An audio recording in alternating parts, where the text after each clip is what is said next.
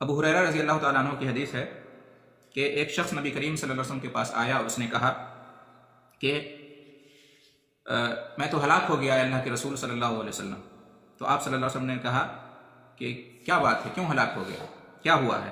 تو اس نے کہا وقعت علی امرأتی فی رمضان، میں رمضان میں وعلیکم السلام ورحمۃ اللہ اپنی بیوی پر واقع ہو گیا، یعنی مجھ سے رمضان میں ہم بستری ہو گئی بیوی کے ساتھ.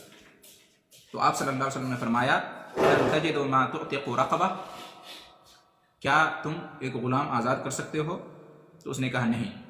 تو آپ صلی اللہ علیہ وسلم نے فرمایا کہ فهل تستطيع ان تصوم شهرين متتابعين، کیا تم لگاتار 2 مہینے کے روزے رکھ سکتے ہو؟ تو اس نے کہا نہیں. تو آپ صلی اللہ علیہ وسلم نے فرمایا کہ وهل تجد ما تطعم 60 مسکینا، کیا تم 60 مسکین کو کھانا کھلا سکتے ہو؟ قال لا، تو اس نے کہا نہیں. ٹھیک ہے، تو یہ حدیث بالکل صحیح ہے، صحیح بخاری اور صحیح مسلم کی.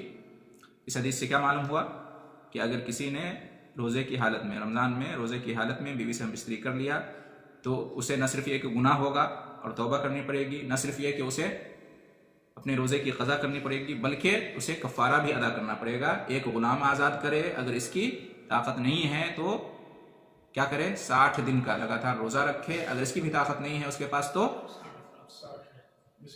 60 مسکین کو کھانا کھلائے. اس شخص کے پاس اس کی بھی طاقت نہیں تھی، 60 مسکین کو کھانا کھلانے کی بھی طاقت نہیں تھی. ٹھیک ہے، وہ ایک روزہ نہیں برداشت کر سکا تو 60 روزہ کہاں سے برداشت کرتا؟ اس نے کہا کہ میں نہیں رکھ سکتا. مسکین تھا، غلام تو تھا نہیں اس کے پاس کہ وہ آزاد کرتا، اور اتنا بھی نہیں تھا کہ وہ 60 مسکین کو کھانا کھلائے.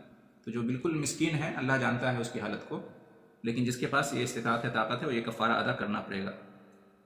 ٹھیک ہے، کوئی یہ نہیں کہہ سکتا کہ مجھے نہیں معلوم تھا کہ ایسا کرنے پر یہ فائن دینا پڑے گا، کفارہ دینا پڑے گا. اس کو معلوم ہو یا نہ ہو، صرف اتنا معلوم ہونا کافی ہے کہ رمضان میں روزے کی حالت میں ایسا کرنا منع ہے، اس سے روزہ ٹوٹ جاتا ہے. کسی کو اتنا پتہ تھا اور اس نے جان بوجھ کر ایسا کر لیا تو اسے کفارہ ادا کرنا پڑے گا.